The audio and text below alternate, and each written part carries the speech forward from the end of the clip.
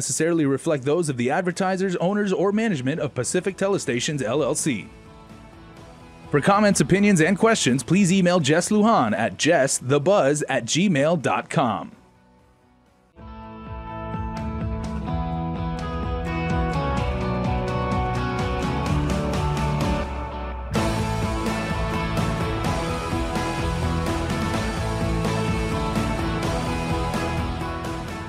The Buzz with Jess Lujan.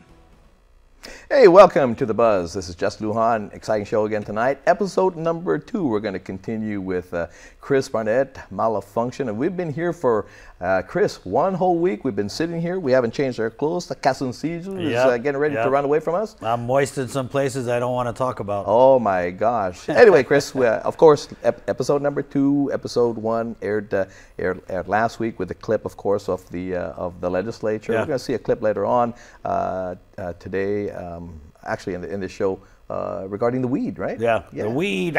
Yeah, weed, yeah. But you're taking that because, you know, when this whole thing started with the medicinal marijuana, of course, it was named after a colleague of ours, okay? And of course, the son of my producer of my show. Savage K, my party. Absolutely, your party. So here we are, three years later. Ridiculous. Yeah, I mean. Yeah.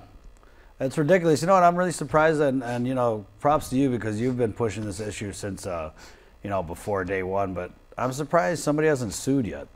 Like, there's got to be somebody out there who's sick, who needs this type of medicine, who I'm pretty sure has a valid case that the government is denying them access to the kind of medical care that. Well, you know, it's funny you should say that because just this morning in my show, I was talking to an individual actually who is one of the people that signed up for medicinal marijuana, one of 7, I think it is, and so he's needing it really badly. He's got an ailment that's been relieved by that. So I'm saying, you know, so I asked him. I said, so are you consuming it right now? He says, yeah. So basically that's saying, although he got a certificate, he still really technically can be arrested for it. So in essence, he's still doing it illegally. He's still a criminal. He's still a criminal. Yeah. That's not right. I mean, like the red tape, they're just like tied up with it, and I really don't understand.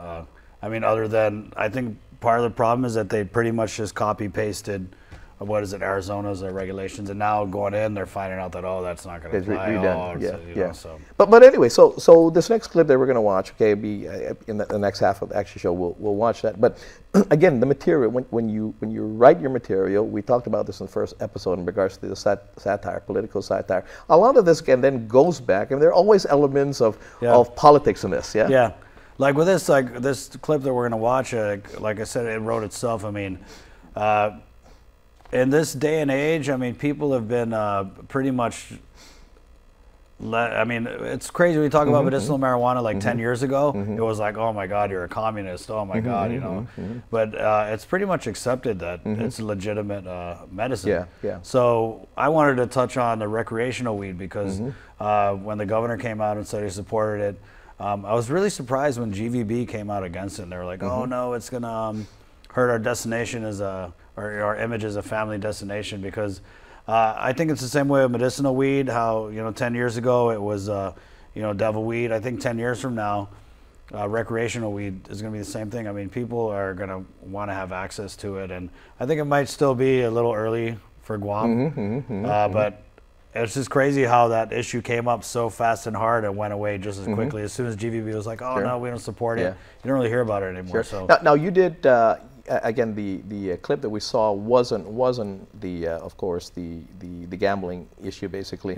But you part that show had a thing on gambling. Your take on that, because the mayors, you know, for years they have been running the liberation festivities. They relied on this, but you know, do you think they just walked into this as well? I mean, they had some fault in this. They had some fault in this. Although, you know, I'm off of the thinking you don't throw the baby out with the bathwater. You know, but your take on that? I mean, to me, like I said, I'm not against gambling, but I think the mayor's argument is it's pretty flimsy to just say that, oh, if we don't have a casino, then, you know, the quality of the carnival is going to go way down. Like you said, there are other things that they could have done. They could have had it off-site, but I think they were just so it was weird how stubborn they were about keeping this casino. And you know, when you watch that public hearing that they had, and Hoffman was like, "Oh, if we can have the casino, get it away from us." It almost makes you think, like, are they getting kickbacks or something from?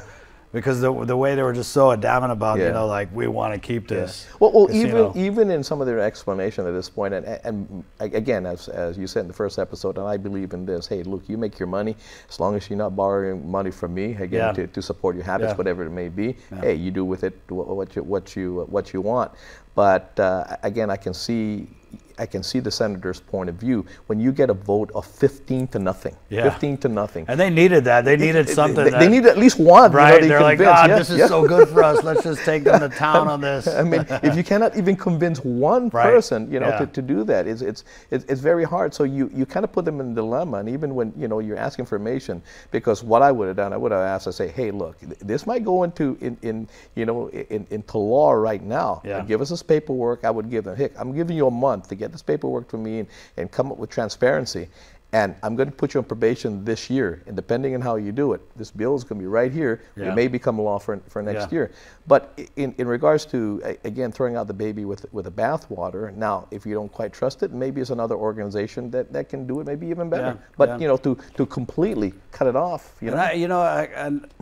Like I said, I just didn't support the casino at the carnival, but I could see how, I mean, gambling has been one of those issues on Guam where whenever, you know, the politicians need those political points, they go to gambling. And, you know, Talena really, hey, props to her. She really used this issue to kind of propel herself up there, you know what I mean? I mean, because she was up there like, oh, yeah, they're going to lose the house, the moral argument, which I don't really care about the moral argument of gambling, but she was able to really get a lot of mileage out of this. Well, I think even, you know, when I listened to, and I know Talena, and again, you know, I know her moral standings in that, and that's great.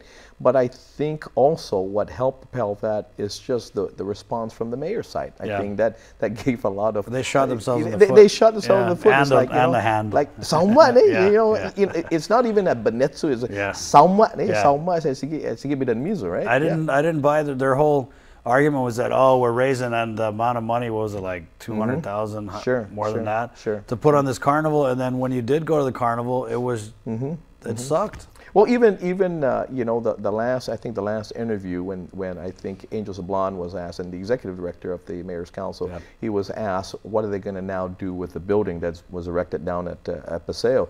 He comes out and says, even then, after the fact, he says, well, it depends on what the investors are going to do, right? I mean, to me, even then, investors, you know, who are the investors? Because that's one of the questions. Sounds like a mob thing, right? Well, even then, after the fact, right? I mean, who they were still trying to argue that, okay, it might not be a casino, but they could play cards or something, you know. Yeah, it was just crazy how much they held to their, you know, stuck to their guns. Yeah, and again, you know, you kind of walked into this thing. You walked into it, you know, and they're like the next target. I swear, like every senator is going to be trying to cut the mayor's pay now. Well, and that's what I talked about in the radio. I said, look, you know, you have been, I mean, for years. Remember when you were covering legislature as well, and I think you did a stint in the legislature as well too, right? Did you work? A little bit, something, Yeah, but at one point, the mayors were the sacred cow, basically. You didn't touch them at all. Now anybody can do that. So now they're making more money than, of course, the legislature. So you're asking it now that. It's a done deal. I think, like, I mean, whatever senator out there, if you're trying to get political points, that's the bill you got to come out with, to cut the mayor's pay. Yeah, it's amazing how, like, they emerged from all these pay cuts unscathed. You know what I mean? But again, looks like they're walking into that, and they will. I think it's just a matter of time. That's, I mean, I'm pretty sure there's some research assistant drafting up a bill right now. You know, enjoy. Anyway, the clip that we're going to be watching, we're watching this in the next segment here, but the clip, let's prep it up a little bit before we go to break. Recreational weed, you know, I mean, it's everywhere in the States, right? And you look at the states that have recreational weed, they're making so much money, like they don't know what to do with it, you know what I mean? And that's like when I stopped kind of following the issue. I don't know if you've heard of, like, there are any negatives. The only thing I've heard is like, people rob the grow operations or whatever. But, you know, I mean, what's the number one problem in Guam is, like, funding, right? Everyone says. That's like the carnival, we don't have enough money for. You know, I'm pretty sure we had recreational weed on Guam, we'd have enough money for everything. And I guess, you know, it's It is kind of a tit for tat. Do you think Japanese are going to stop, and you know, the Koreans and the Russians and all these new tourism markets that were getting to come to Guam? Do you think that if we did have recreational weed, would it be like, oh, don't go there anymore? I think it's going to lead to more arousals, because at the end of the day, we don't just have recreational weed. We've still got the beaches. We've got. Well, that was the scare that they gave. They said the Japanese are going to quit coming because they're not gamblers. Yeah. But I see a lot of Japanese in Vegas. Yeah. We'll be right back.